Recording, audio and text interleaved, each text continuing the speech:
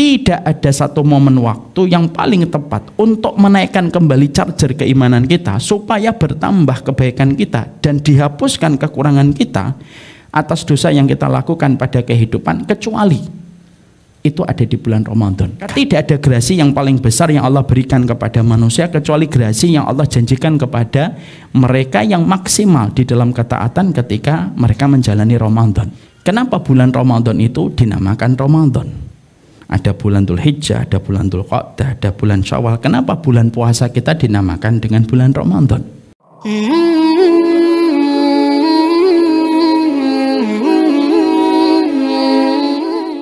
Bismillahirrahmanirrahim. Assalamualaikum warahmatullahi wabarakatuh. Innal hamdalillah wassalatu wassalamu ala Rasulillah wa ala alihi wa sahbihi wa man tabi'ahum bi ihsan ila yaumil qiyamah. Para penuntut ilmu dimanapun berada dan dari manapun asalnya datang ke sini, yang semoga setiap langkahnya diterima sama Allah Subhanahu wa taala, dicatat di dalam keberkahan, dan tentunya setiap langkah ketika melangkah sampai ke tempat ini akan menjadi salah satu jaminan mutu dari Allah bahwasanya Allah pasti melapangkan jalannya nanti menuju kepada surga. Semoga Allah memberikan kepada kita banyak keberkahan di dalam kehidupan kita, dan semoga Allah senantiasa menumbuhkan rahmat pada hati kita, karena salah satu dampak dari adanya rahmat yang hadir pada kehidupan kita, maka yang solih bisa mendoakan mereka yang berdosa, dan yang berdosa senantiasa bisa untuk mendoakan pula yang solih, karena tidak ada gap antara yang solih dan para pendosa di dalam kehidupan. Tentunya ilmu yang kita ingin dapatkan dan kita peroleh bukanlah ilmu yang banyak semata, bukan pula karena banyaknya referensi yang ingin kita jumpai dan kita dapatkan, bukan pula yang kita harapkan hanya sebatas catatan kaki pada hadis dan pada ayat tafsirnya yang kita peroleh dan kita dapatkan. Tetapi salah satu hal yang terbesar yaitu adalah ilmu yang kita dapatkan bisa menjadikan hati kita penuh kasih dengan rahmat di antara sesama orang yang beriman. Kita tentunya melihat di antara fenomena kekurangan kita pada kehidupan hari ini adalah sesungguhnya hari ini itu bukan kurang ilmunya, hari ini itu bukan kurang referensinya, hari ini itu bukan pula kurang di dalam dalilnya. Kita memiliki banyak platform dan banyak memiliki aplikasi yang tentunya bisa mendatangkan dalil itu secara cepat. Ibu-ibu kalau tahu ada sebuah program yang dinamakan Al-Maktabah Syamilah atau Maktabah Syamilah. Itu merupakan aplikasi dan program yang mendatangkan satu tema dengan beberapa menit sekali dipencet enternya bisa hadir ratusan sampai ribuan dalil untuk mendukung apa yang kita berikan dan apa yang kita sampaikan. Yang kurang bukan dalilnya, yang kurang bukan referensinya, tetapi yang kurang adalah bagaimana kita mendapatkan keberkahan dengan hati yang tumbuh pada rahmat ketika hati kita senantiasa mampu memberikan kebaikan untuk seluruh urusan kaum muslimin. Inilah yang menjadikan kita senantiasa selain berdoa kepada Allah diberikan ilmu sebagaimana ilmu yang Allah ajarkan kepada para nabi dan para rasul, kita memohon kepada Allah semoga Allah memberikan keberkahan di dalam setiap urusan ilmu yang kita peroleh dan kita dapatkan. Yang kita sedihkan bukan kebodohan, yang kita khawatirkan bukan pula kebodohan saja, tetapi yang kita khawatirkan kalau ilmu tidak membawa keberkahan pada rahmat di dalam hati kita dan jiwa kita. Suara apa ya? Oh, Masya Allah. Oh ya. Ayo kita selawatan dulu. Allahumma sholli ala Muhammad wa ala ali Muhammad.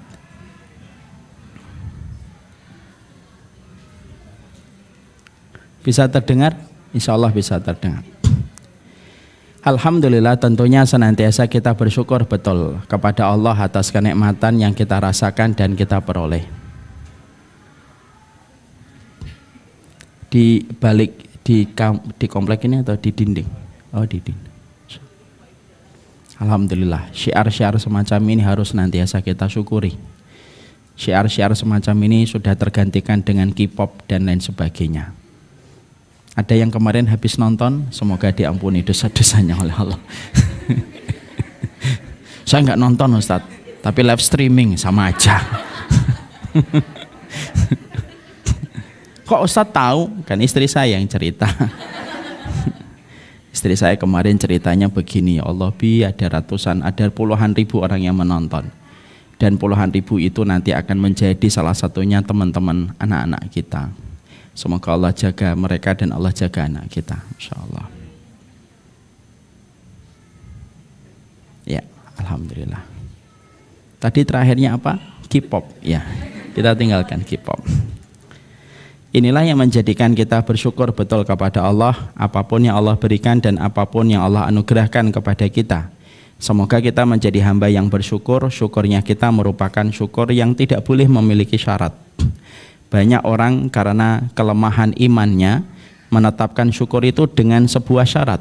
Saya baru bisa bersyukur nanti kalau sudah punya suami. Saya baru bisa bersyukur kalau ikhwan selebgram itu jadi suami saya. Saya baru bisa bersyukur nanti kalau saya dapat pekerjaan dan proposal pekerjaan saya diterima.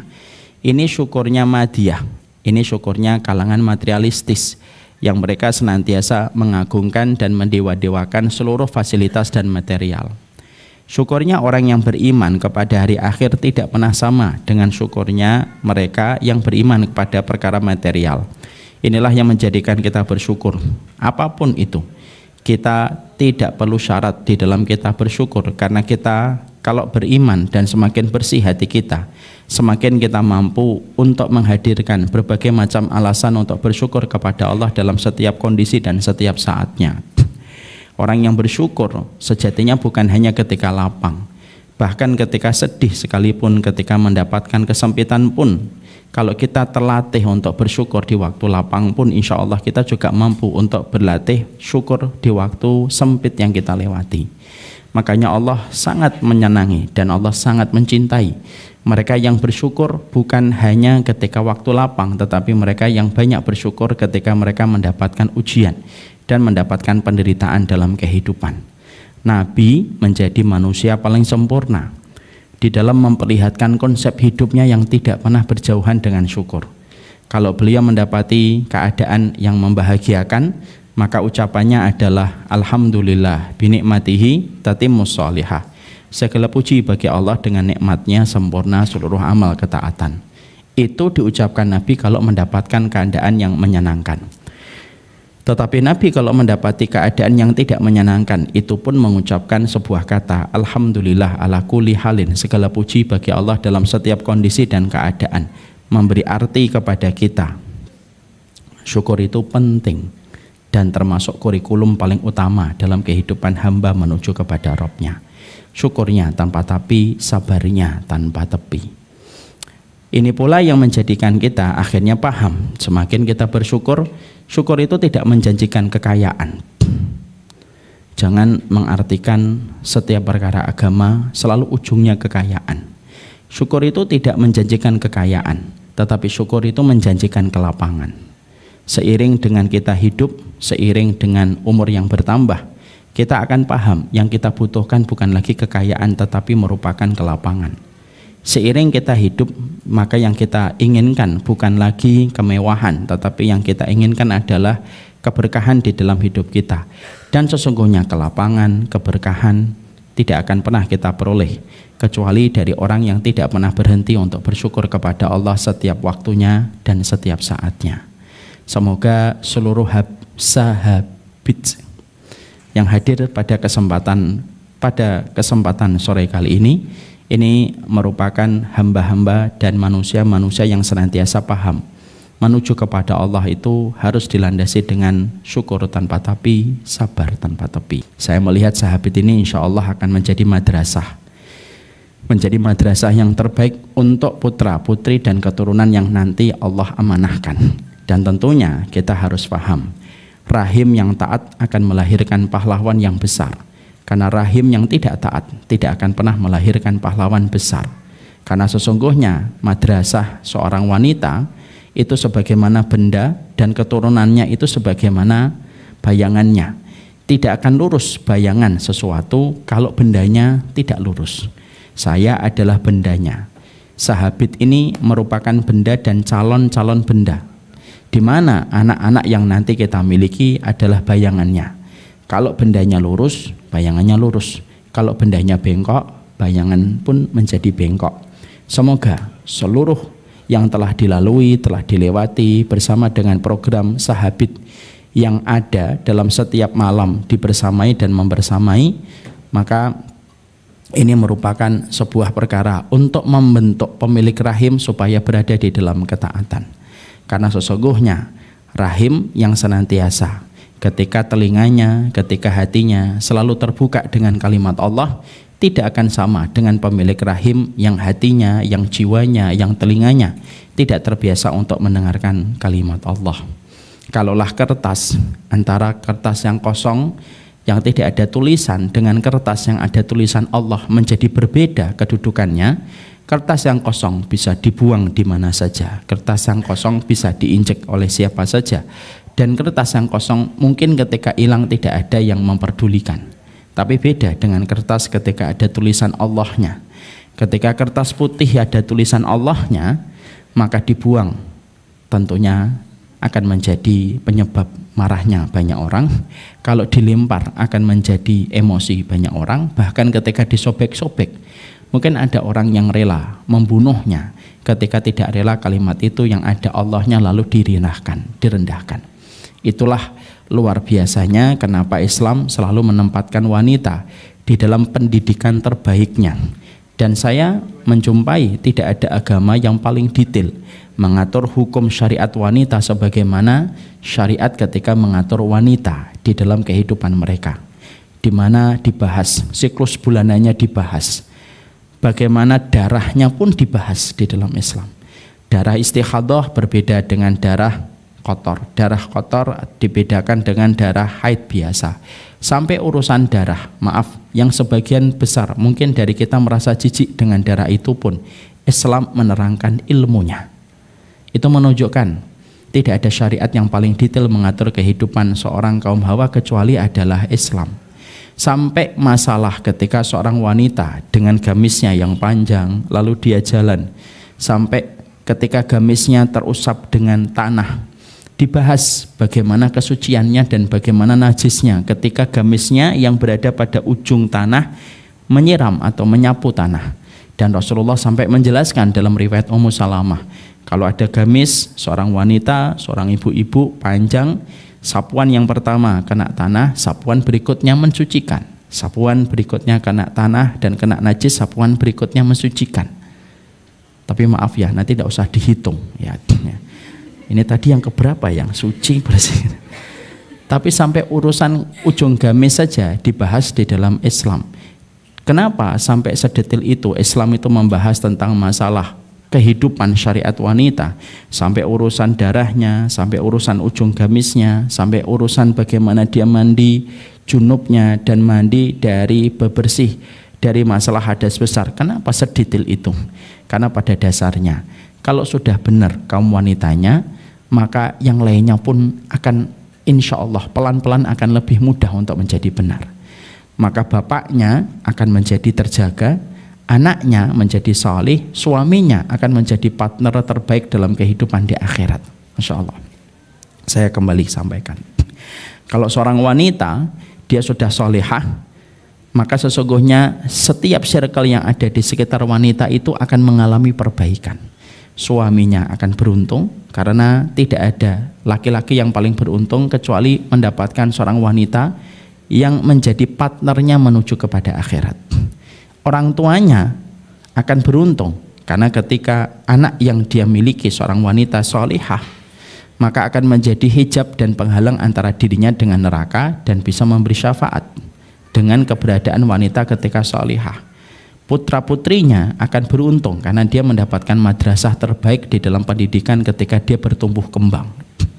Makanya Masya Allah, disitulah kita paham bahasa para ulama yang dihancurkan pertama kali di dalam agama ini adalah wanitanya.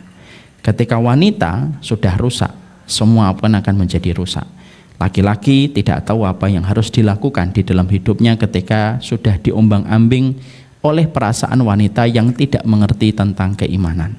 Anak-anaknya tidak tahu apa yang harus mereka lakukan pada kurikulum hidupnya kalau ibunya sudah tidak pernah mengajarkan. Dan tentunya orang tuanya akan mendapatkan cipratan adab ketika anaknya wanita tidak mampu menjaga dirinya dan kehormatannya sampai mereka menikah. Makanya Masya Allah, inilah yang menjadikan kita paham kenapa Islam sangat menjaga seorang wanita. Dan tidak ada agama yang paling detail menjaga seorang wanita kecuali adalah Islam, semata-mata untuk kita paham. Karena keberadaan wanita menjadi tonggak satu peradaban di dalam kebaikan. Semoga dengan apa yang dilakukan oleh Safira dengan sahabatnya yang dikerjakan, maka saya juga mengucapkan bahwasanya ini merupakan bagian merubah aktivitas menjadi efektivitas. Banyak orang yang menjalankan aktivitas tetapi belum tentu menjadi efektif. Maka dengan apa yang diselenggarakan oleh program-program yang dilakukan oleh Safira bersama dengan sahabat yang hadir pada kesempatan hari ini, maka sesungguhnya aktivitas telah berubah menjadi efektivitas yang luar biasa. Dan semoga ini akan menjadi bekal dalam perjalanan hidup berikutnya. Amin insyaallah. Kita pada kesempatan ini akan bicara tentang masalah Ramadan. Maka pembicaraan kita tentang Ramadan, kita buat polanya dengan pola yang sederhana. Kita mulai dengan pertanyaan, kita jawab dengan sebuah jawaban. Karena terkadang pola bertanya dan menjawab itu merupakan bagian dari pola ilmu. Makanya kita dapatkan ketika Rasulullah SAW didatangi oleh malaikat Jibril. Malaikat Jibril tanya, Rasulullah menjawab. Malaikat Jibril nanya, Rasulullah menjawab, dan akhirnya menjadi hadis yang agung. Hadis yang kedua di dalam kitab Riyadhus Shalihin itu menjadi hadis yang agung setelah hadis innamal a'malu binniyat. Sekarang kita buka tentang Ramadan dengan sebuah pertanyaan. Apakah Ramadan itu hanya dibutuhkan dan hanya berlaku kepada orang yang sholih dan orang yang taat, dan tidak berlaku kepada kita selaku pendosa? Karena ini penting untuk kita jawab. Banyak orang yang menyangka Ramadan itu untuk mereka yang sudah bagus, sudah bertakwa, sudah sholih, dan tidak berlaku untuk kami yang masih banyak dosanya dan masih banyak maksiatnya. Ini tentunya merupakan sebuah persepsi dan ini merupakan sebuah mindset yang apabila benar ya tentunya kita akan kerjakan. Tapi kalau tidak benar tentunya kita harus luruskan. Tentunya kita paham. Jawaban dari pertanyaan ini adalah salah. Karena sesungguhnya Ramadan itu bukan ditujukan kepada mereka yang bertakwa saja. Tidak hanya diberikan kepada mereka yang sudah sholih dan sudah sholihah. Tapi Ramadan itu sejatinya lebih dibutuhkan oleh para pendosa daripada mereka yang bertakwa saja. Karena apa? Ramadan itu dibutuhkan oleh para pendosa dan mereka yang masih berkubang dengan kemaksiatan dan dosa. Karena sesungguhnya tidak ada satu bulan yang paling banyak membebaskan manusia dari ancaman neraka sebagaimana Allah membebaskan manusia dari ancaman neraka ketika di bulan Ramadan. Tahu tidak? Manusia itu di dalam penjelasan para ulama, misalkan ada orang 100 orang. 100 orang itu ternyata kalau kelihatan baterai kita itu semuanya tidak sama di hadapan Allah. Ada yang baterainya full, ada yang baterainya separuh, ada yang baterainya merah berkedip-kedip. Maka sesungguhnya baterai yang penuh menunjukkan orang itu amal kebaikannya lebih besar daripada keburukannya. Dia sudah jalan dalam kehidupan, amal kebaikannya lebih banyak daripada keburukannya. Orang semacam ini sedang menuju kepada bangkunya di akhirat, di surga. Ada orang yang ketika berjalan antara baterai kebaikan dan keburukannya seimbang dia. Bangkunya di surga dan bangku di neraka masih kelihatan. Dan dia tidak tahu di mana bangku yang akan dia peroleh. Kata para ulama, ada yang ketiga, jalan, baterainya sudah kedip-kedip. Mungkin secara penampakan, secara selintas, semuanya tetap sama, jalan menjalani aktivitas, kayak mobil. Mobil bisa jadi ketika di tol, ada ratusan mobil, tapi tidak semua kondisi bensin di dalam mobil itu sama. Ada yang full, karena kan kalau di mobil itu kan ada F, ada E. F itu apa? Full. E itu apa? Entek. Entek itu habis. Empty. Dulu gitu. Jadi ada yang full. Ada yang ternyata kedip-kedip sudah kuning. Kalau mobil saya biasanya kedip-kedip kuning. Ternyata ada banyak manusia yang mereka itu berkedip-kedip. Artinya keburukannya lebih berat daripada kebaikannya walaupun dia tidak merasa.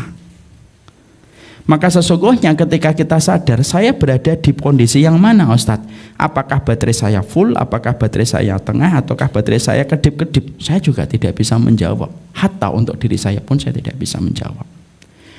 Tapi lebih baik bagi kita merasa bahwasanya baterai kita ini kedip-kedip.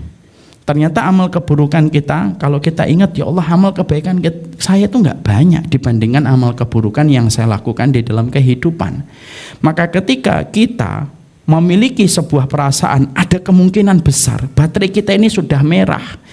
Maka sesungguhnya tahukah kita, tidak ada satu momen waktu yang paling tepat untuk menaikkan kembali charger keimanan kita supaya bertambah kebaikan kita dan dihapuskan kekurangan kita atas dosa yang kita lakukan pada kehidupan, kecuali itu ada di bulan Ramadan. Karena tidak ada satu momen waktu yang paling banyak Allah membebaskan manusia dari ancaman neraka kecuali itu terjadi di bulan Ramadan. Kayak seseorang yang terpidana mati tiba-tiba mendapatkan grasi ataupun remisi, bukan remisi, grasi. Maka tidak ada grasi yang paling besar yang Allah berikan kepada manusia kecuali grasi yang Allah janjikan kepada mereka yang maksimal di dalam ketaatan ketika mereka menjalani Ramadan. Makanya maaf, sadar kita, kenapa bulan Ramadan itu dinamakan Ramadan? Ada bulan Dzulhijjah, ada bulan Dzulqa'dah, ada bulan Syawal. Kenapa bulan puasa kita dinamakan dengan bulan Ramadan? Banyak yang belum paham. Mungkin mengartikannya ya sudah, memang Ramadan ya Ramadan, Allah memilihkan nama itu, betul. Tapi kan pilihan Allah selalu memiliki ilmu dan selalu terdapat hikmah yang dalam. Maka sesungguhnya kenapa bulan puasa itu dinamakan dengan Ramadan? Saya datangkan sebuah referensi dari Imam Syaukani di dalam kitabnya Fathul Qadir. Dijelaskan di dalam kitab itu bahwasanya dinamakan Ramadan dengan kata Ramadan berdasarkan pertimbangan dari akar kata romdo. Romdo, ra mim do alif hamzah, romdo. Kenapa? Karena sesungguhnya romdo itu secara bahasa kondisi panas terik yang membakar manusia, itu namanya romdo. Makanya ketika seseorang berada di tengah padang pasir jam 1 siang, teriknya luar biasa sampai merasakan kehausan, itu namanya lisyiddatir ramdo, panas banget. Kalau dalam bahasa Jawa panas kentang-kentang ya, kalau bahasa Inggris hot potato itu namanya ramdo ya. Maka kita juga mendapati ternyata siklus alam pun sama. Ternyata kalau kita di bulan Ramadan betul-betul kita melihat matahari itu menjadi ujian. Karena matahari itu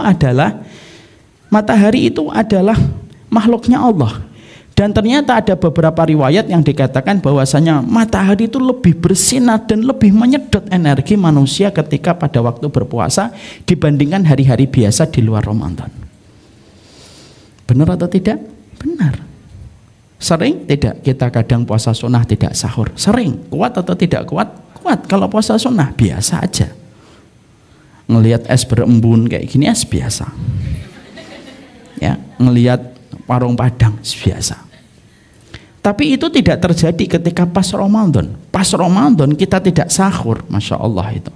Jam 9 sudah ujian banget bagi kita. Perut terasa perih banget. Ya kan? Ngelihat kanibu, kayak ngelihat kebab. Ini kebab atau kanibu ya? Oh ternyata kanibu bukan kebab. Ternyata disangkanya kulit kebab. Ya.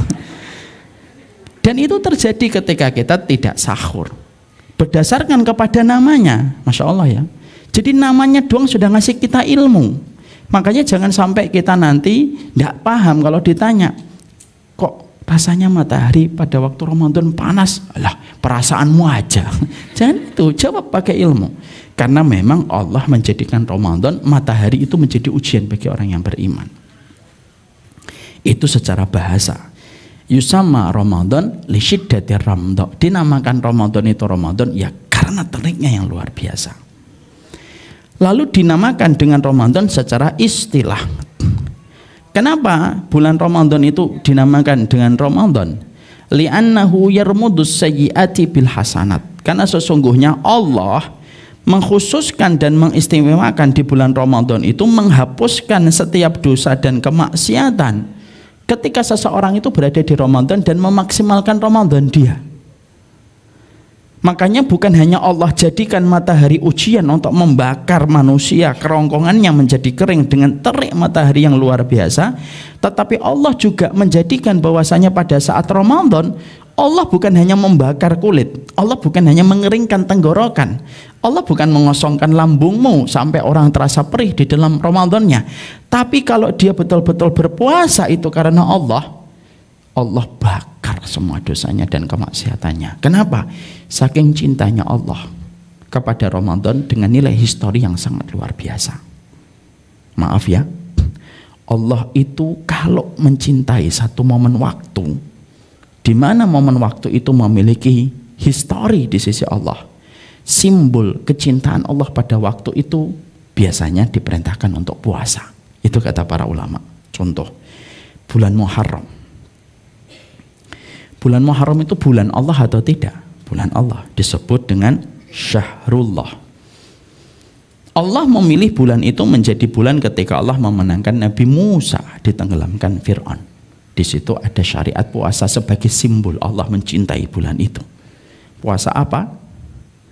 Bulan Muharram. Puasa apa? Insya Allah, semoga Allah mengampuni sahabat-sahabat ini. Puasa apa? Puasa Asyura.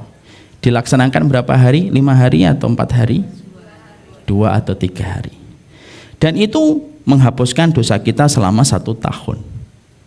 Allah juga tidak hanya mencintai bulan Muharram, Allah mencintai 1 bulan lagi yang disebut dengan top trendingnya waktu untuk kita beramal, yaitu disebut dengan bulan Dzulhijjah. Bulan Dzulhijjah itu identik dengan bulannya siapa? Bulannya Nabi Ibrahim dan Ismail. Ada nggak simbol puasanya? Ada, suruh puasa. Kalau mampu 8 hari puasa mutlak, 8 hari kalau mampu. Ustadz, boleh nggak puasa 7 hari aja Ustadz? Boleh. Boleh nggak puasa 5 hari aja kalau bulan Dzulhijjah? Boleh. Boleh nggak puasa 3 hari aja? Boleh. Boleh nggak puasa 1 hari aja? Ya kebangetan, tapi boleh ya. Kalaupun harus 1 hari maka pilih pada puasa Arafah tanggal 9-nya. Dan itu memberikan kepada kita, itu pun ada perintah untuk puasa. Lalu yang berikutnya Ramadan. Yang menarik, sama-sama puasa. Muharram ada puasa Asyura, Dzulhijjah ada puasa mutlak dan ada puasa Arafah. Yang menarik adalah pas Ramadan, bentuk pola yang Allah sampaikan kepada kita bukan bentuk pola disarankan puasa. Bentuk polanya Allah ketika pas Ramadan bukan dianjurkan berpuasa, tapi dengan menggunakan kalimat kutiba, diwajibkan kalian berpuasa. Dan itu menunjukkan betapa luar biasanya top trending yang Allah berikan kepada bulan Ramadan. Makanya sampai begitu istimewanya, syariat Ramadan itu bukan syariat yang bertahan hanya di kita. Salah. Istimewanya Ramadan itu bertahan dari puluhan ribu tahun yang lalu, puluhan tahun yang lalu, ribuan tahun lalu sebelum kita merasakan syariat itu menjadi syariatnya Nabi Muhammad. Jadi syariat itu sudah ada sebelum Rasulullah hadir. Makanya disebut, Allah menyampaikan di dalam surat Al-Baqarah, ya ayyuhalladzina amanu kutiba alaikumus siyam kama kutiba alal ladzina min qablikum. Kalau ada syariat kok bertahannya sampai terus dibawa kepada Nabi Muhammad, itu berarti syariat itu istimewa. Dalam bahasa usul fikih disebut dengan syara' man qablana, syariat dari kaum sebelum kita. Dan itu menunjukkan kepada kita, itu bulan yang penuh dengan luar biasa keutamaan. Makanya akhirnya kita menjumpai salah besar kalau kita menganggap bahwasanya Ramadan itu bukan untuk saya karena saya belum bertakwa. Salah. Ramadan itu untuk pendosa kayak saya, kayak orang-orang yang merasa dirinya berdosa. Kenapa? Ini merupakan momen waktu yang paling istimewa untuk membebaskan ancaman api neraka yang bisa jadi ketidaktahuan kita ini sebenarnya sudah terancam dengan api neraka ketika baterai kita ini sudah merah. Tapi karena mungkin banyaknya dosa tidak menjadikan kita pernah menyadari bahwasanya baterai kita ini sudah merah. Dan tidak ada satu alat charger yang bisa menambah kepada kita kebaikan di sisi Allah untuk menebus dosa kita dan kemaksiatan kita. Dosanya kita sama bapak, dosanya kita sama ibu, dosanya kita sama anak, maksiatnya kita kepada keturunan, hatta harta-harta yang pernah masuk kepada kantong kita dengan cara yang tidak Allah sukai. Momen yang paling istimewa itu pas Ramadan. Tebus, minta maaf sama Allah. Dan Allah paling senang dimintain maaf ketika di bulan Ramadan. Tidak setiap waktu itu sama di hadapan Allah. Tidak setiap waktu itu sama di hadapan Allah. Kita meminta ampunan kepada Allah pada sepertiga malam tidak akan pernah sama dengan kita meminta ampunan kepada Allah jam 1 siang. Beda atau tidak beda? Bedalah. Kamu istighfar sujud lalu mengatakan la ilaha illa anta subhanaka inni kuntu minadh-dhalimin. Sajadahmu waktu jammu menunjukkan jam 3.15 subuh tidak sama dengan sujud kita mengatakan la ilaha illa anta subhanaka inni kuntu minadh-dhalimin jam 1 siang. Kenapa? Waktu mempengaruhi seluruh kondisi itu di hadapan Rob yang kita sembah. Kenapa? Rob kita menetapkan jatah waktu tidak sama keutamaannya di sisinya. Makanya inilah yang menjadi sebuah pertanyaan pertama untuk kita, bahwasanya di dalam kondisi kita ketika melalui Ramadan, menjalani Ramadan, sesungguhnya kita harus tahu ini dibutuhkan oleh kita supaya kita diampuni. Ini sebagaimana negara kita ketika melihat Agustus. Agustus itu 1 bulan gerasi diberikan besar-besaran, remisi diberikan besar-besaran. Kenapa negara kita kalau hari bulan Agustus memberikan gerasi besar-besaran? Ya, historinya proklamasi diproklamirkan di bulan Agustus. Analogi sederhana itulah yang mengatakan, kalau kamu merasa pendosa, ini bulan yang tepat. Kalau kita merasa banyak maksiat, ini bulan yang tepat untuk tersungkur setiap harinya. Jangan pernah melewati 1 hari kalau Ramadan sudah datang, kecuali mintalah kepada Allah, bebaskan saya dari ancaman api neraka ya Allah. Dan itu efektif proposal itu ketika diberikan kepada Allah pas di bulan Ramadan. Mari kita renungkan apa yang disampaikan oleh Hasan Al-Basri. Siapapun yang rajin meminta ampunan kepada Allah, maka dialah orang yang paling besar dibukakan pintu ampunan dibandingkan mereka yang jarang meminta ampunan kepada Allah. Sebagaimana orang yang rajin mengetuk pintu, kata Hasan Al-Basri, orang yang rajin mengetuk pintu adalah orang yang paling besar dibukakan pintu itu untuknya. Enggak akan dibuka mungkin. Kalau kita rumahnya gede. Ini kalau rumah saya ini kalau diketuk 2 kali enggak kedengaran saya. Enggak akan kedengaran. Tapi kalau diketuknya sampai setengah jam, habis itu yang ngetuk benjol-benjol tangannya, maka insya Allah kedengaran dan akan dibukakan pintu. Oh ya Allah, ada tamu. Iyalah sampai benjol tangan saya. Maka akhirnya itulah yang menjadi sebuah bahasa yang disampaikan oleh Hasan Al-Basri. Mintalah ampunan kepada Allah yang banyak. Fituruqatikum. Kata Hasan Al-Basri, mintalah ampunan ketika kamu lagi di jalan. Mintalah ampunan ketika di dalam majelis ketika kamu duduk. Mintalah ampunan ketika kamu sedang melakukan aktivitas. Dan itu paling tepat ditujukan kepada Allah pada saat Ramadan. Saat yang paling luar biasa diterimanya manusia di dalam ampunan. Dan tidak ada waktu yang paling banyak Allah membebaskan manusia dari ancaman neraka kecuali di bulan Ramadan. Ustadz, selain waktu Ramadan, ada enggak waktu dan momen paling baik untuk membebaskan manusia dari ancaman neraka? Ada. Tapi di 1 hari, pada saat wukuf di Arafah. Setelah itu selesai. Kalau wukuf Arafah sudah selesai, kalau Ramadan sudah selesai, sudah. Kita harus nunggu setahun lagi. Makanya pada saat wukuf di Arafah, bagi mereka yang haji, tidak ada satu amalan paling terbaik ketika bertahan di Arafah kecuali minta ampunan sama Allah. Ya, makanya kan kata Ibnu Rajab, Ustadz banyak sekali yang menyampaikan, kalau kita berpacu dengan waktu kita tidak banyak, jangan fokus sama tahajud, jangan fokus sama sedekah saja, jangan fokus sama taklim kalau waktu kita tidak banyak. Misal saya ada fulan, dikatakan waktumu tinggal 1 tahun. Kata Ibnu Rajab apa?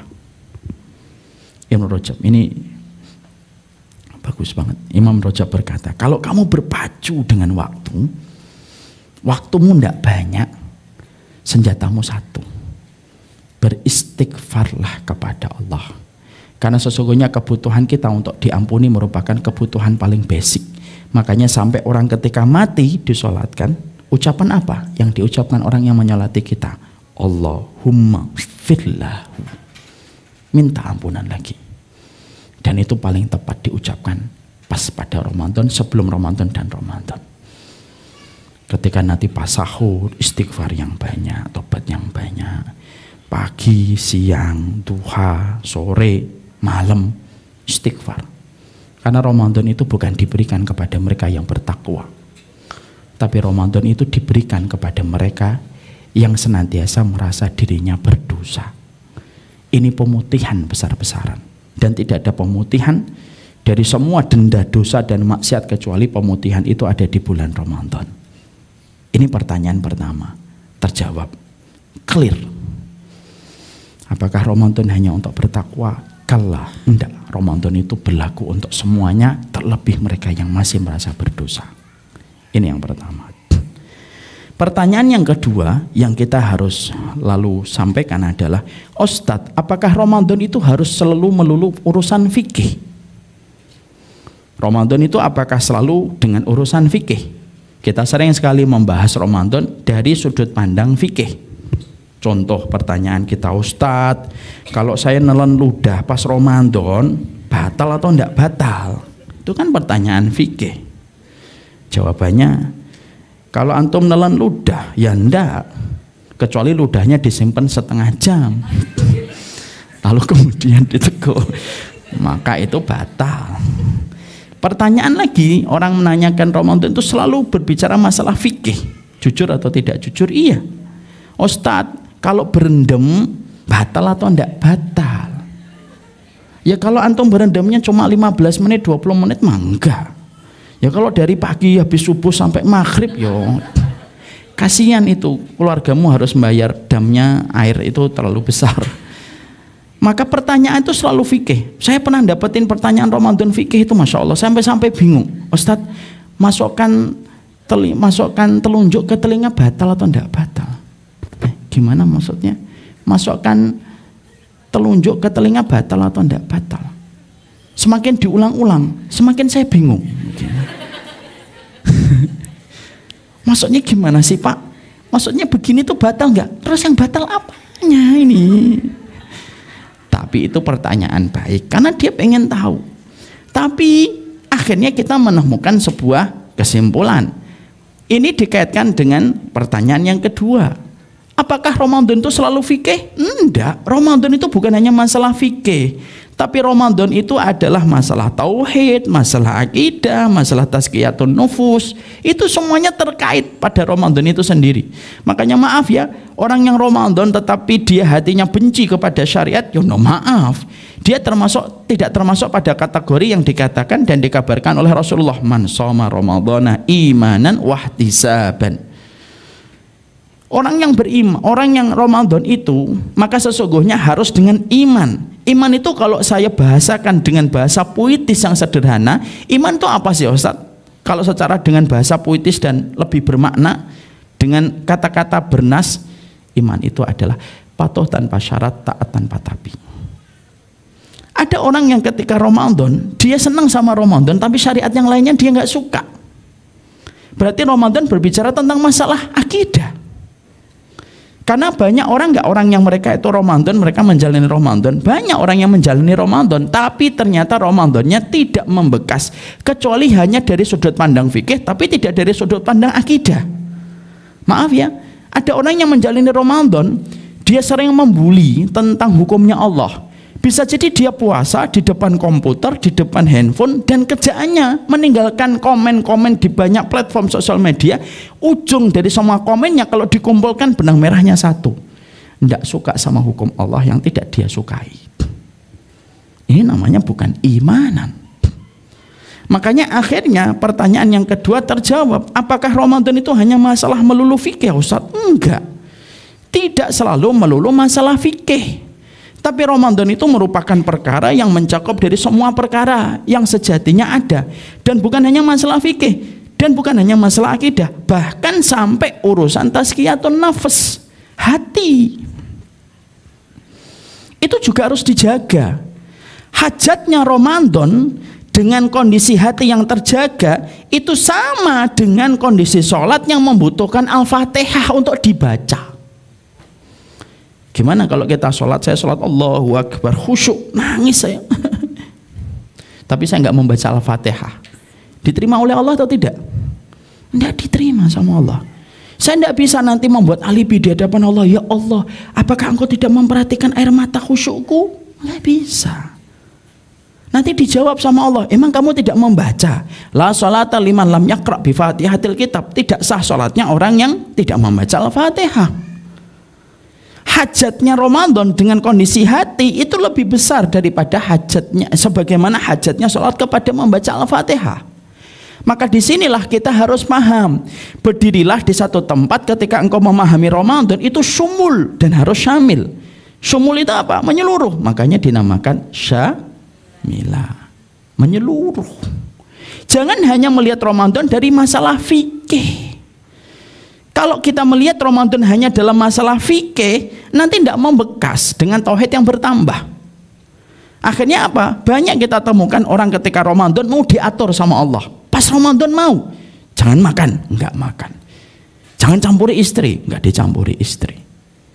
Jangan minum, enggak minum dia. Tapi giliran itu, yang lainnya dia enggak mau diatur oleh Allah.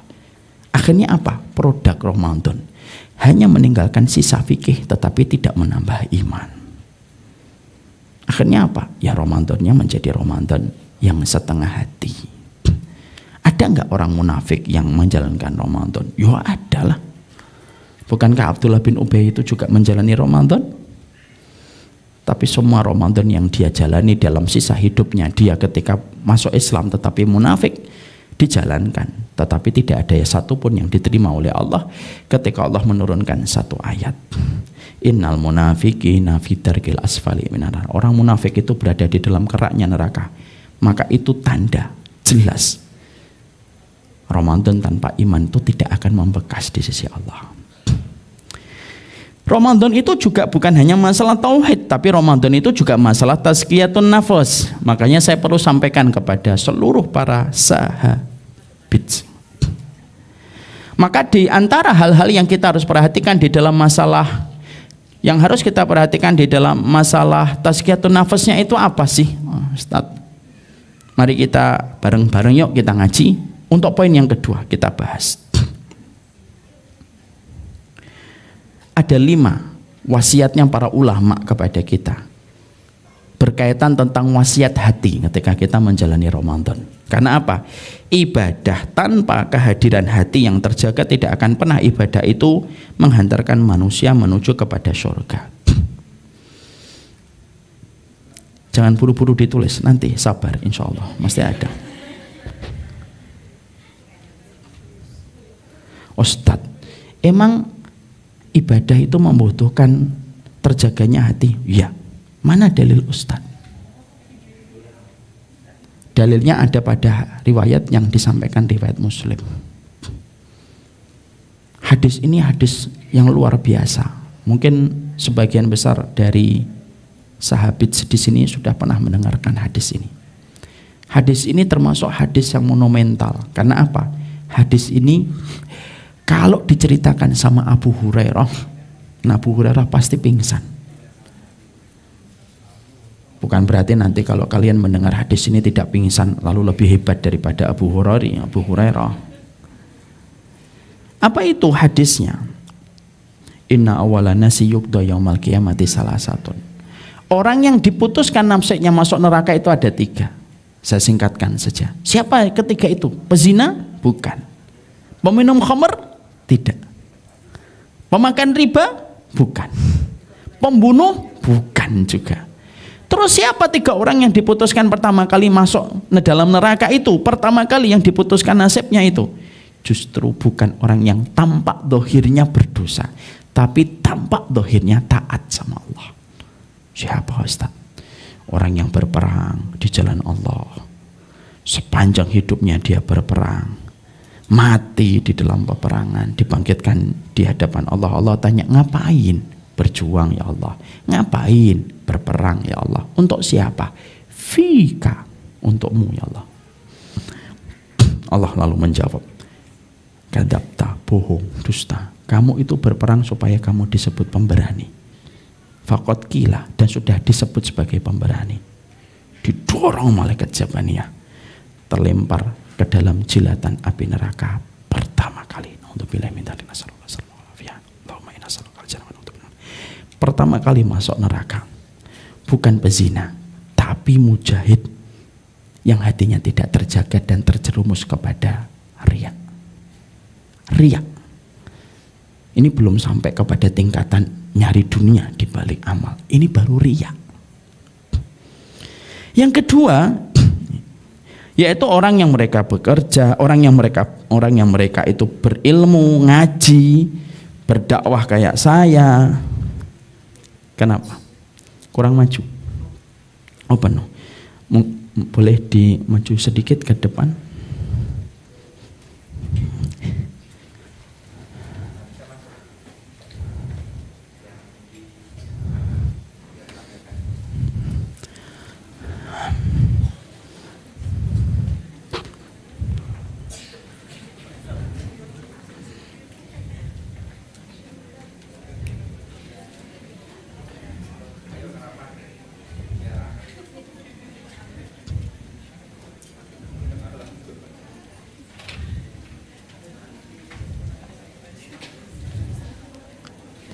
Moga-moga satu waktu Syamila bisa membeli lahan yang jauh lebih luas, insya Allah. Aminnya yang ikhlas ya. Semuanya Ustaz.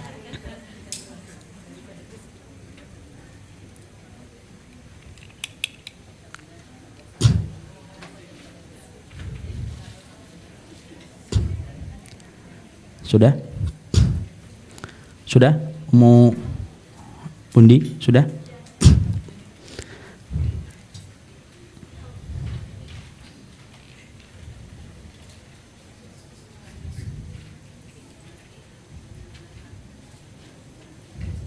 Tadi apa ya? Apa? Oh iya. Maka di situ kita mendapati orang yang ngaji sepanjang hidupnya, berdakwah sepanjang hidupnya, membaca Quran. Tapi ketika dia akhirnya dihadapkan kepada Allah, ditanya untuk siapa? Untukmu ya Allah. Allah jawab, kadzabta, bohong. Kamu ini ngaji, dakwah, taklim, ngajari anak-anak Quran. Itu bukan untukku, tetapi supaya kamu disebut salihah, disebut salih, alim, dan disebut qori. Dan akhirnya dijebloskan ke neraka. Menyusul si mujahid yang salah niat. Yang ketiga siapa? Yaitu adalah orang yang dermawan, yang dermawannya itu supaya disebut dermawan. Ini dalil. Ternyata ibadah seagung jihad, ibadah seagung dakwah, dan ibadah seagung sedekah, kalau keplesetnya itu adalah masalah hati, maka dampak yang ditimbulkan itu jauh lebih buruk dari apa yang dibayangkan oleh manusia itu sendiri. Nanti bukan berarti setelah ini kita tidak beramal. Ayo ngajar, tidak tahu hadis, pertama kali yang masuk neraka itu orang yang tidak gitu. Memahaminya tuh gini loh, yang ngaji, yang taklim, yang belajar, yang jihad, yang sedekah aja belum tentu selamat kok, apalagi tidak melakukan itu semuanya. Sembari kita menjaga hati kita. Makanya kan selalu saya sampaikan, jadi ustadz itu yang paling berat bukan nyampaikannya, bukan menghafal ayatnya. Yang paling berat itu terjaganya niat setiap waktunya. Kita kembali ke tadi. Yang kita kembalikan tadi itu apa? Yaitu adalah, oh ternyata berarti dalil sudah didatangkan. Sebagaimana mentari yang sinarnya tidak mampu ditampik. Maka sesungguhnya dalil kita memperoleh satu kesimpulan, berarti ibadah agung itu membutuhkan ketahanan hati. Berarti sama, Ramadan itu ibadah agung, berarti ibadah agung bernama Ramadan itu membutuhkan kesehatan hati. Karena terplesetnya kita ketika sakitnya itu masalah hati, maka dampak yang ditimbulkan bukan hanya mengurangi, tetapi bisa menghempaskan pahala yang harusnya kita peroleh. Makanya setidaknya perhatikan 5 wasiat para ulama yang berkaitan tentang hati. Yang pertama, saya sampaikan singkat-singkat. Para ulama itu menerangkan kepada kita, jagalah hati kita kalau pas Ramadan dan di luar Ramadan.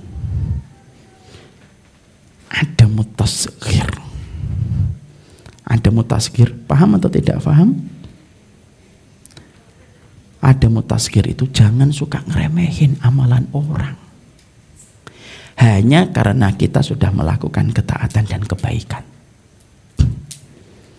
Kadang-kadang hati kita itu tidak kerasa. Ketika kita berada di masjid, ketika kita sedang berada di depan tilawah Al-Quran kita, ketika kita sedang berada pada waktu kondisi iktikaf, maka refleks hati yang tidak terjaga ketika kita tidak berusaha untuk menjaganya setiap menit dan setiap jamnya. Kadang-kadang kita melihat orang yang di luar masjid, lalu kita berkomentar di dalam hati,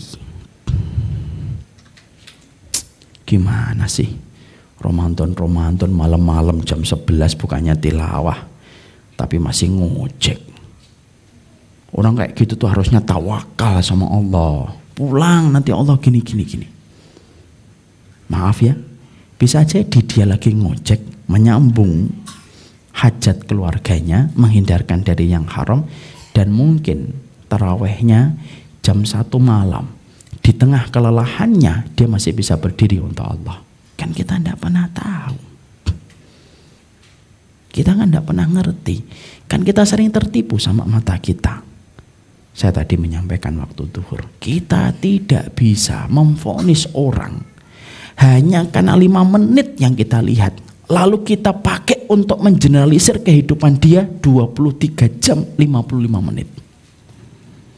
Sering nggak kita ngelihat tayangan YouTube 5 menit lalu kita pakai mengeneralisir 23 jam 55 menit yang tidak kelihatan oleh mata kita? Kan nggak bisa. Pernah mendengar kisahnya Sultan Murad yang kedua? Belum, insya Allah. Kalau sudah, dengarkan lagi. Sultan Murad yang kedua itu pernah beliau ketika memerintah di Turki, tiba-tiba beliau ingin pergi ke satu daerah. Tapi dia tidak tahu alasan apa harus pergi ke daerah itu. Ditanya sama circle dianya, ajudannya. Kalau sekarang itu pas pampresnya. Sultan, ngapain ke tempat itu? Ada hajat negara yang harus diselesaikan? Saya tidak tahu, tapi saya ingin pergi ke tempat itu. Akhirnya permintaan ini tidak bisa ditolak. Sultan Murad yang kedua akhirnya berangkat ke tempat itu. Ajudannya menyampaikan sebuah syarat. Syarat 1, Sultan. Apa syaratnya? Tidak usah sebagaimana kamu seorang sultan. Oke, berpakaian biasa. Datanglah sultan ini datang ke satu daerah yang beliau tidak tahu kenapa tiba-tiba pingin banget ke tempat itu. Baru datang, dia menjumpai seonggok mayat dibiarkan orang dan dilewati orang tanpa ada satupun orang yang peduli dengan mayat itu. Setiap orang lewatin ini mayatnya, dilewatin saja. Orang lewat lagi dilewatin saja. Heran. Ada mayat dibiarkan orang. Salah satu orang yang lalu lalang dicolek sama Sultan Murad yang kedua. Tanpa dia tahu kalau dia adalah seorang sultan tentunya. Loh, ini mayat Jusah ini kenapa tidak selenggarakan sebagaimana penyelenggaraan kita kepada sesama saudara kita. Apa yang dijawab oleh masyarakat yang lalu lalang? Dia masah, dia sampah masyarakat. Innahu min masakhat. Dia adalah kotoran masyarakat. Dia pezina, dia sukanya booking perempuan, dia sukanya minum khamr, dan dia sukanya adalah berjudi. Tapi karena Sultan Murad yang kedua ini seorang sultan dan dia betul-betul bertanggung jawab sama rakyatnya, Sultan Murad menyuruh ajudan-ajudannya yang saat itu sebagaimana rakyat jelata, ayo kita bawa dan kita selenggarakan walaupun dia pendosa sekalipun. Tanya di mana rumahnya, dibawa itu, digotong, lalu akhirnya ditemukan rumahnya yang agak jauh di pinggir kota. Lalu terjadilah sebuah dialog. Ketika diketuk itu, kaget istrinya mendapati suaminya sudah meninggal dunia, dan istrinya tidak mengenal rombongan sultan yang berpakaian rakyat jelata. Kalian siapa? Kami musafir. Loh, apa yang terjadi dengan orang-orang di kota ketika melihat suami saya meninggal dunia? Mereka membiarkan. Akhirnya istrinya tumpah air matanya. Lalu dia berkata, banyak orang yang mengatakan suami saya pezina. Banyak orang yang mengatakan suami saya peminum khamr dan penjudi. Wa uqsimu billah, saya bersumpah atas nama Allah, suami saya bukan pezina, suami saya bukan peminum khamr, suami saya bukan penjudi. Suami saya itu kalau punya rezeki, dia datengin perempuan-perempuan bahagia, PSK kalau bahasa sekarang. Terus dikasih uang. Orang ngelihatnya, wah dia lagi transaksi sama perempuan. Dikasih uang, dikasih uang, dikasih uang. Lalu dia berkata, semoga dengan uang itu kalian tidak berzina malam ini. Saya tidak punya uang lebih dari itu. Setidaknya malam ini gak usah zina dulu. Kadang dia pergi ke toko khamr, diborong, khamrnya botolnya, dibawa ke rumah, dituang di WC. Kadang-kadang dia pergi ke tempat orang yang dikenal di masyarakat itu tempat judi, dia di situ, dia berhenti, dia bagikan uang. Setidaknya malam ini nggak usah judi. Istrinya sedikit protes. Kalau kayak gitu, orang nanti menyangkamu sebagai pezina, peminum khamr. Nggak apa-apa.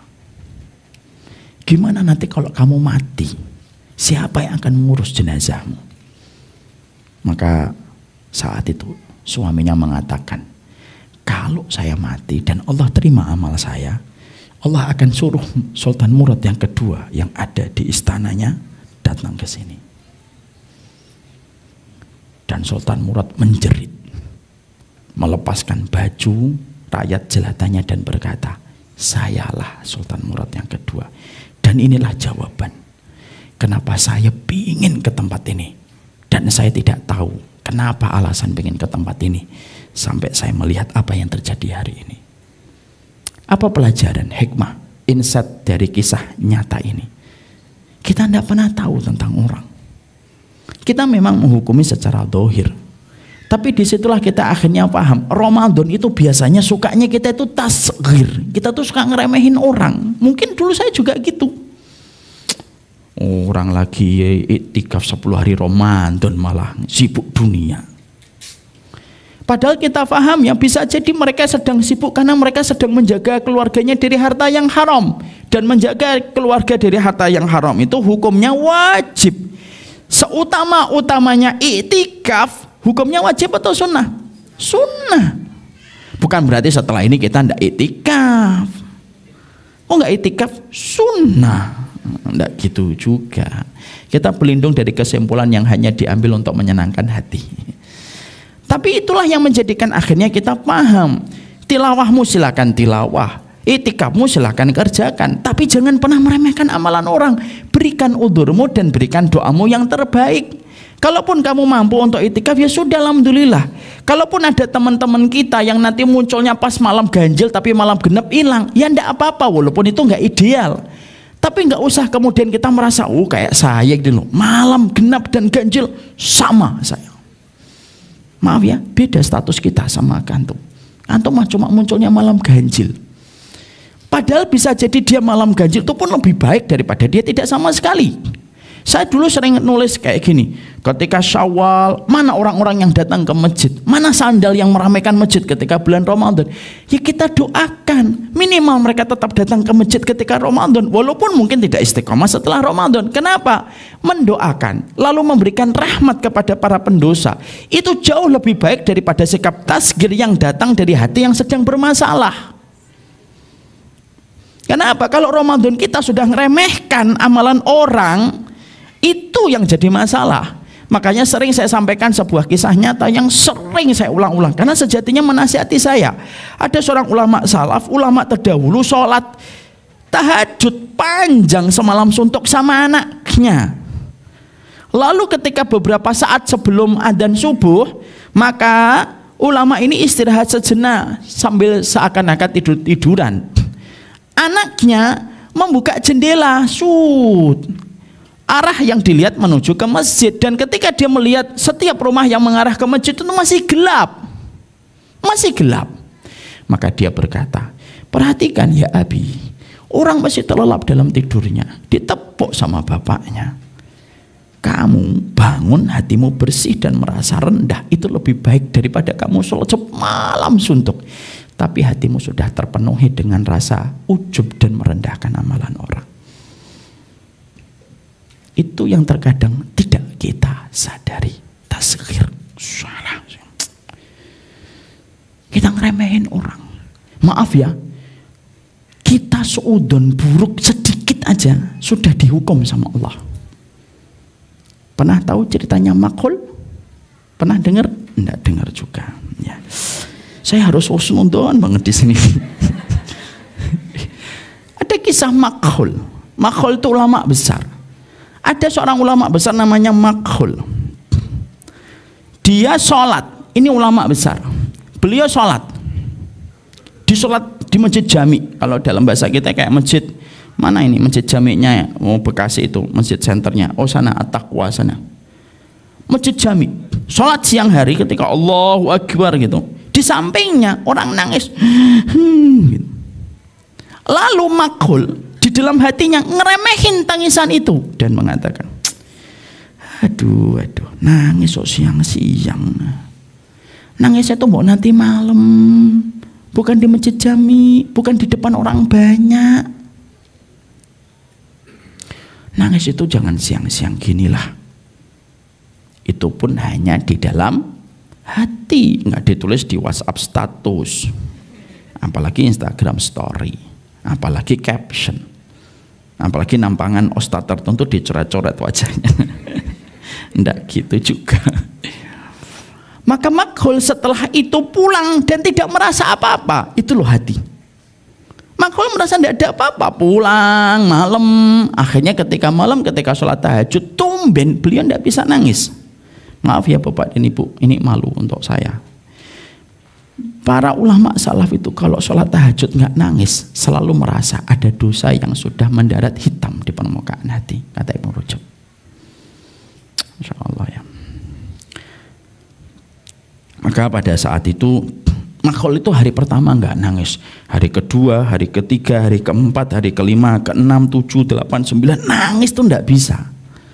Gelisah, segelisah-gelisahnya Makhul, khawatir-khawatirnya Makhul. Ini gimana hati saya, kalau nanti saya mati saya nggak bisa nangis kepada Rob saya.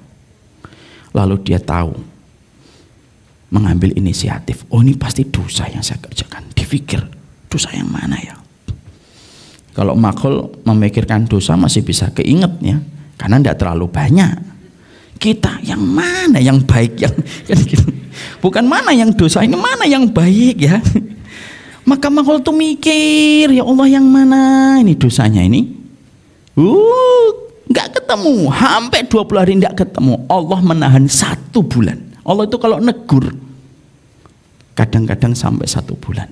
Makanya Rasulullah itu pernah dalam salah satu ayat, saya lupa, Rasulullah itu mengatakan ketika ada orang musyrik tanya, ya Rasulullah begini, ya Muhammad begini, Rasulullah mengatakan, saya akan jawab besok, nanti malam turun wahyu. Nabi lupa mengatakan insya Allah. Dalam tanda kutip Allah memberikan pelajaran kepada baginda Nabi tercinta. Wahyu itu ditahan ditahan sama Allah 1 bulan nggak turun. Dan Nabi mendapatkan bulian tiap hari sama orang musyrik. Mana jawabannya Muhammad? Ketemu besok. Ini udah 5 hari, ini udah 1 minggu, ini udah 2 minggu, kamu nggak ada jawaban. Itu kadang-kadang Allah kalau lagi menahan sesuatu. Kembali ke makhul. Maka 2 minggu, 3 minggu gak ketemu jawabannya, dan baru ketemu setelah 1 bulan. Siang-siang ketika lagi duduk, dia mikir, yang mana ya Allah ya? Ya Allah, ternyata ketika saya pernah berprasangka buruk sama orang yang nangis di samping saya. Kisah salaf itu kisah yang menggugah hati. Lalu akhirnya, ya Allah, itu mungkin dosa saya. Dan alhamdulillah beliau masih ingat wajahnya. Itulah ingatan para ulama dulu. Ingatannya kuat. Kita sebulan, tadi pagi aja mungkin ketemu sore, ketemu lagi. Kapan ya kita ketemu? Kan gitu. Kalau Imam Syafi'i kan Masya Allah, sekali ngelihat hafal. Makanya kadang-kadang Imam Syafi'i itu kalau lagi menghafal, yang di sini ditutup. Kenapa? Kalau kelirik hafal. Itu Imam Syafi'i. Beda kan dengan kita, sampai lecek nggak apa-apa. Yang ketawa-ketawa semoga diampuni oleh Allah. Yang lecek-lecek nih. Tuh kayak Sabto nih, nggak pernah ketawa. Yang pernah ketawa juga nggak pernah apalah juga. Maka Masya Allah itu akhirnya teringat. Ketika beliau teringat wajahnya, langsung beliau datang ke Masjid Jami yang dulu. Lalu dia bertahan di bawah itu gerbangnya. Dan beliau sengaja sholatnya di belakang itu. Ketika sholat langsung berdiri untuk melihat satu persatu orang yang lewat. Dan dia berdoa sama Allah, ya Allah, saya tebus dosa saya. Temukan orang yang pernah saya suudzoni di hati saya. Oh, ketemu. Lalu dipeluk di ini, terus dikatakan, kamu pernah nangis kah? Iya, saya selalu kadang nangis di masjid ini. Wah, minta maaf, tumpah air matanya makhul yang tertahan selama 1 bulan. Dan malamnya ketika tahajud, basah jenggotnya makhul. Bapak dan ibu, ibu-ibu paham? Jenggotnya para ulama salaf itu nggak kayak saya. Apalagi Sabto. Jenggotnya ulama salaf itu tebel, panjang. Kalau sampai kita mendapati wabalat lihyatuhu, itu kalau bahasa kitabnya. Balat lihyatuhu itu apa? Basah itu jenggotnya. Kita mikirin itu berapa liter air matanya. Kita ini jenggot 2 aja nggak pernah basah. Karena setiap air mata yang jatuh sebelum sampai di sini sudah kering di tengah-tengah sini. Maka sampai kemudian akhirnya tumpah air matanya makul. Dan itu memberi pelajaran kepada kita tentang apa? Itulah hati. Itulah hati. Makanya salah satu di antara komitmen kita di dalam masalah Ramadan itu apa? Jangan suka ngeremehin. Ramadan itu bukan hanya masalah fikih. Jangan hanya tanya telunjuk masuk ke sini batal atau enggak Ustadz. Mencicipi makanan itu batal atau enggak? Ya mencicipi makanan kalau hanya berputar di lidah ya enggak batal. Cuma tidak setiap piring harus dicicipin gitu. Giliran piring Sabto ketawa. Kan tahu kan ya, orang itu akan sensitif terhadap frekuensi yang sering dia kerjakan. Maka disitulah kita akhirnya paham itu tasghir. Makanya ketika nanti puasa Ramadan, tilawah yang engkau lakukan, Quran yang kamu baca, masjid yang kamu masuki, itikaf yang kamu ikuti, nggak boleh ngerendahin orang. Berikan undur, karena kita tidak tahu dia di hadapan Robnya. Bisa jadi dia tampak buruk di mata manusia, tapi bisa jadi dia mulia sebagaimana Sultan Murad ketika membersihkan, mengangkat dan membasuh dan mengkafani jenazah. Yang mana Sultan Murad itu yang mengirimkan Allah langsung. Padahal di mata orang di sekitar situ dia disebut wasakhat, kotoran sampah yang ada pada tempat itu. Paham yang pertama? Paham insya Allah. Ayo yang pernah berprasangka yang baik sama temennya minta maaf ya. Sabto saya minta maaf ya Sabto. Itu yang pertama. Yang kedua, yang kita harus jaga hati kita ketika pas Ramadan, karena Ramadan bukan hanya masalah fikih tapi juga masalah tazkiyatun nafas kita kepada Allah. Yang kedua, jagalah diri kita dari perkara hasad. Kalau pas Ramadan, innal hasad yakulul hasanat kama anan naro yakulul khatab. Sesungguhnya hasad itu menghapuskan amal kebaikan sebagaimana api ketika membakar kayu bakar, ya Bu ya. Hasad itu lembut banget. Terasanya sepoi-sepoi sampai tidak terasa masuk ke bagian baju kita yang paling dalam. Itulah hasad. Lembutnya sebagaimana lembutnya lebih lembut daripada sutra yang dikenakan seorang wanita. Itu hasad. Dan tentunya ketika kita paham bahwasanya hasad ini merupakan perkara hati yang sering sekali tidak terasa, karena alat biusnya hasad itu gedenya banget. Maka ketika kita paham bahwasanya hasad itu memiliki alat bius yang bisa memperdaya manusia, kurangi mata kita untuk melihat sesuatu dan kurangi interaksi kita ketika di bulan Ramadan. Kenapa? Mata itu gerbang pertama untuk hasad. Makanya ada kata-kata bagus. Di balik mata yang melihat ada hati yang bekerja lebih berat. Sering nggak kadang-kadang kita kalau lagi buka Instagram, lalu kita komen, apa sih ini? Kok gini aja diposting? Nggak penting banget. Ya sudahlah, gini aja diinikan, aduh, ngeremeh banget sih kayak gini. Ini tuh harusnya saya yang lebih pantas daripada dia. Cuma saya rendah hati aja nggak mau kayak dia. Ya tidak, ya atau naam, ya naam. Kenapa Ustadz bisa nyimpulkan gitu? Ya karena saya ngerasain. Loh kok Ustadz bisa merasakan? Loh, innal jasada la yakhlu minal hasad, ma khalal jasad anil hasad. Kata para ulama, nggak ada jasad, nggak ada fisik manusia ketika masih hidup kecuali tersusupi dengan hasad. Nanti kalau kita korelasikan dengan kitabnya Imam Ibnu Rajab, di situ kita baru paham kenapa dalam Islam disuruh untuk tidak banyak memandang. Karena konteksnya tidak banyak memandang itu bukan hanya kepada lawan jenis, tapi konteks untuk tidak banyak memandang itu konteksnya juga berlaku kepada kehidupan orang lain. Kenapa? Banyak memandang itu kadang-kadang menghilangkan syukur kita. Loh, ternyata mobilnya sudah ganti.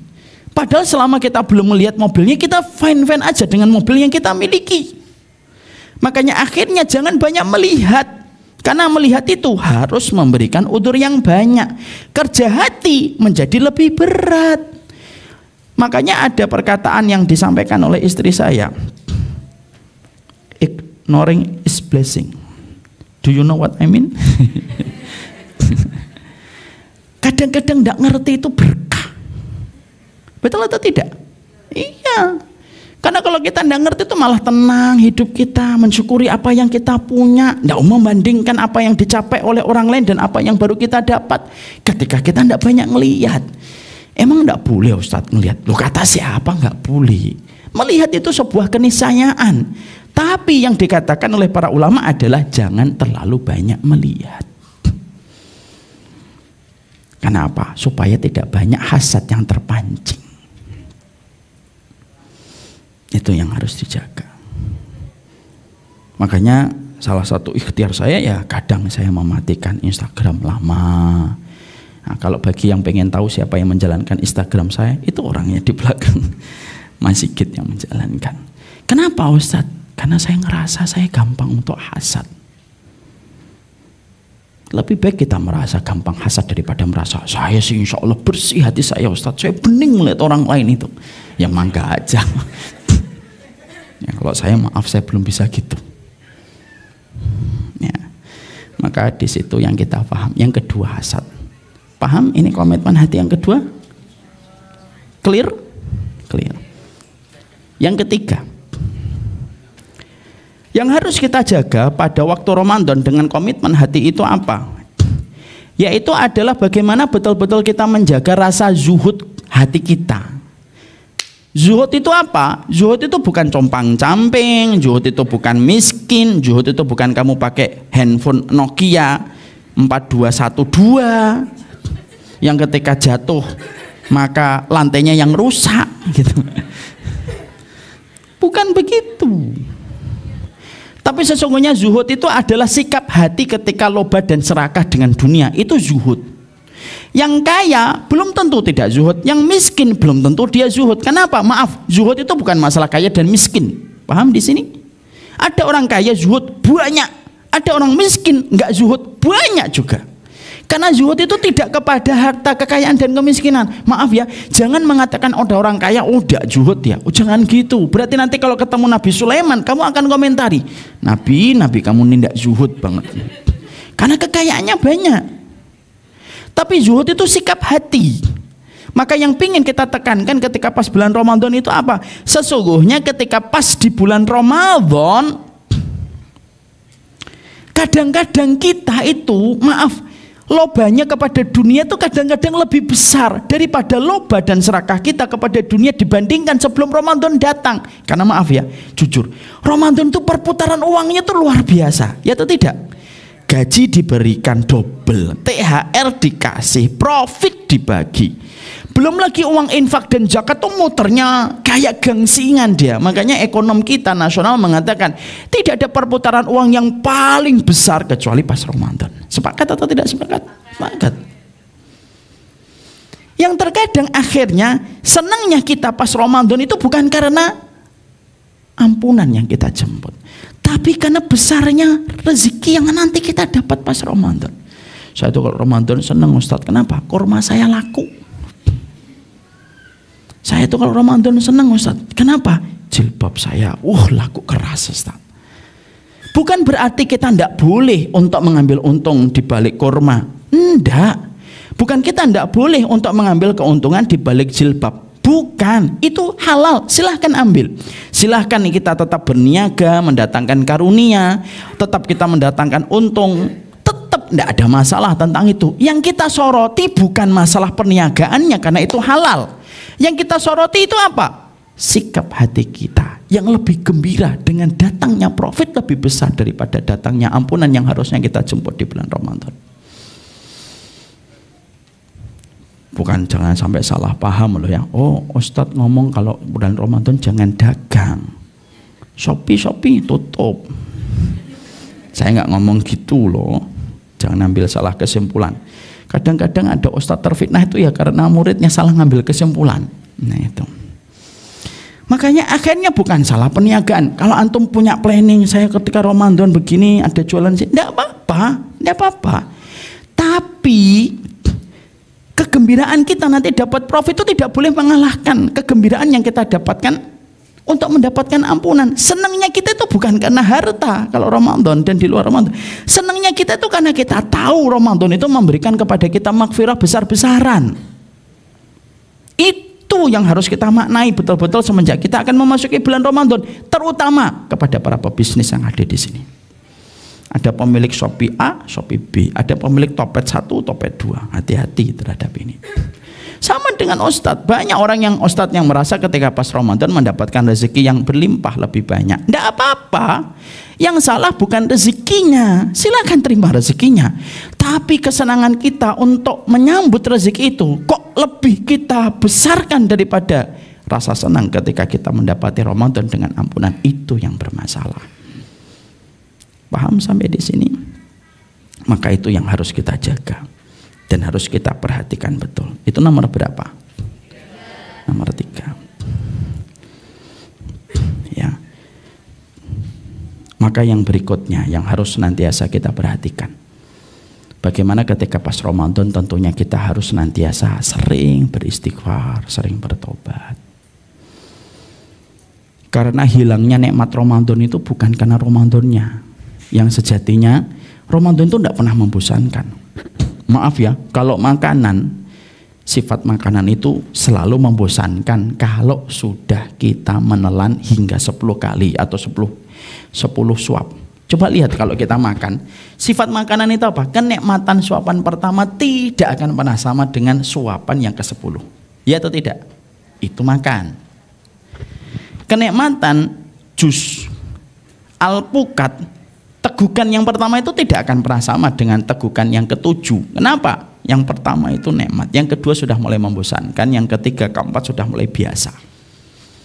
Beda dengan Ramadan. Ramadan itu nikmatnya tidak pernah habis. Karena apa? Disorot dengan surga yang terbuka.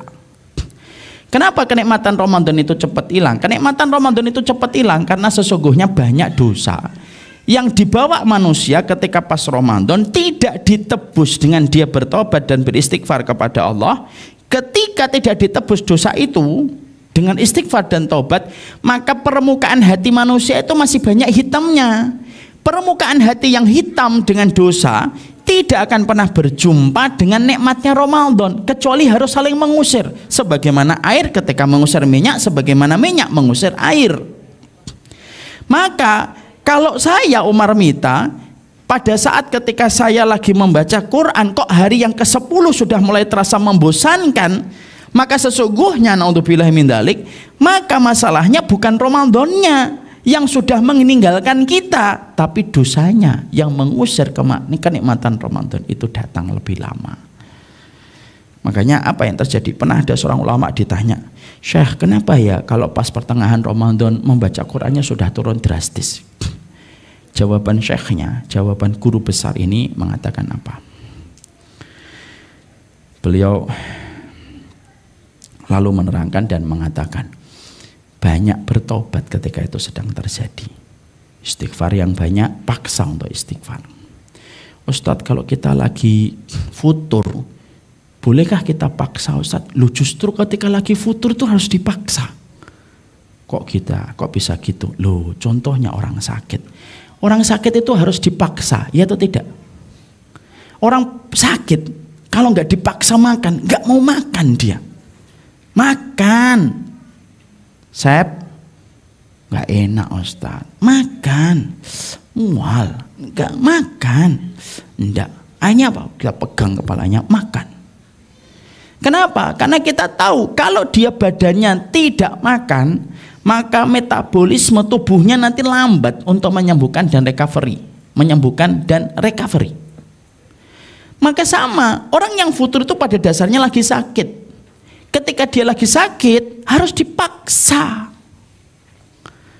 Kalau orang sakit tidak dipaksa makan, contohnya Ja'far Basam lagi sakit, terus kita tidak maksa dia makan, ya tidak mau makan. Anak itu sampai 2 hari 3 hari juga akan minum terus, nggak mau makan. Tapi kan kita paksa dengan bujukan, kita paksa, kadang kita masukkan supaya masuk ke dalam perutnya, karena itu yang akan mempercepat metabolisme tubuh untuk recovery. Orang lagi futur, kadang-kadang yang gini, ada yang ngomong, "Ustaz lagi futur." Saya bilang, paksa. Ustaz, memaksa itu kan tidak ikhlas jadinya. Loh kan, saya jadi bingung setelah ngasih jawaban. Kalau kita memaksa diri kita untuk Allah, itu ikhlas. Selama kita memaksanya untuk Allah, apapun kalau untuk Allah, walaupun dipaksa, ya itu ikhlas. Dan ibadah itu ada sebagian yang memang harus dipaksa. Kalau nggak dipaksa, ya nggak beribadah. Tahajud itu kalau nggak dipaksa bangun, ya lebih baik kita narik selimut lah. Harus ada paksaan, terutama lagi futur. Sabtu tahu kan? Futur? Ya beda. Maka sesungguhnya futur itu ketika kita lagi ngerasa berat untuk beribadah, maka dipaksa. Makanya akhirnya ketika ulama itu ditanya, "Gimana Syekh kalau kami pas Ramadan tiba-tiba kami itu membacanya sudah mulai berkurang semangatnya?" Ambil wudhu, sholat tobat, istighfar sama Allah. Dan itu yang kita harus mengerti tentang masalah ini. Makanya akhirnya banyak bertobat dan banyak beristighfar itu penting. Banyak bertobat dan banyak beristighfar itu penting. Kenapa Ustadz? Karena itu cara membersihkan permukaan hati kita, supaya akhirnya nikmatnya Ramadan mendarat mulus di permukaan hati dan jiwa kita di dalam Ramadan itu. Pesawat itu nggak akan bisa turun kalau di landasan ada kucing ataupun ada landak. Bisa nggak pesawat turun? Bisa nggak orang di menaranya mengatakan, "Pak pilot, ini ada landak, nggak apa-apa, turun aja, tabrak aja." Nggak akan ngomong kayak gitu. Apa yang dilakukan petugas di bandara?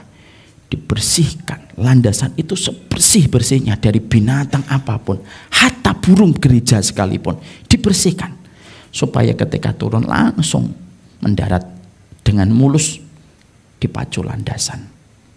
Sama itu perumpamaan. Pesawat itu kayak Ramadan, landasan itu kayak hati kita. Ramadan tuh nggak akan datang kalau permukaan hati kita ini banyak batunya, banyak kawahnya, banyak polisi tidurnya. Tidak bisa. Bersih dulu landasannya. Ramadan akan datang. Makanya akhirnya para ulama itu berkata gini, ada kata-kata bagus. Kalau ada orang kok tidak menikmati Ramadan, yang salah bukan Ramadannya. Yang salah adalah dia patut bertanya, dosa saya apa ya Allah, kok saya tidak senang dengan datangnya Ramadan. Paham di sini? Nomor 4. Nomor 5 yang terakhir, masalah Ramadan dan tazkiyatun nafas. Apa yang kita harus jaga pada Ramadan itu? Yaitu jangan pernah merasa ujub dengan apa yang kita lalui dari apa yang pernah kita dapatkan dalam ibadah. Orang itu biasanya tidak akan efektif untuk menjalankan Ramadan ketika apa? Oh, saya sudah khatam 2 kali. Oh, saya sudah sudah sedekahnya udah limit sampai 10 juta. Lalu setelah itu ujub. Kadang-kadang penyakitnya orang kalau sudah banyak beribadah itu ujub. Ada yang masuk Ramadan, ujubnya dia pada amalan yang lalu. Ramadan, tahun lalu saya khatam 3 kali nih. Lalu akhirnya sudahlah, Ramadan ini tidak usah banyak-banyak, 1 kali khatam aja lah, karena sudah 3 kali khatam. Jangan ujub. Semakin kita diterima amalnya, semakin kita merasa kurang dalam ibadah. Inilah 5 perkara. Jadi Ramadan itu hanya masalah fikih, Ustaz? Enggak. Ramadan masalah fikih, masalah tauhid, masalah tazkiyatun nafas. Jangan hanya meletakkan Ramadan hanya pada persoalan fikih, karena itu menjadi sebuah kesalahan. Ini pertanyaan yang ketiga. Jadi pertanyaan pertama tadi apa? Apakah Ramadan hanya untuk yang bermaksiat? Jawabannya tidak. Pertanyaan yang kedua tadi apa? Apa? Ini baru 2 berarti ya? Oh, Masya Allah, baru 2. Saya kira udah 3, 4, 5. Apakah Ramadan berkaitan fikih? Jawabannya sudah ketemu.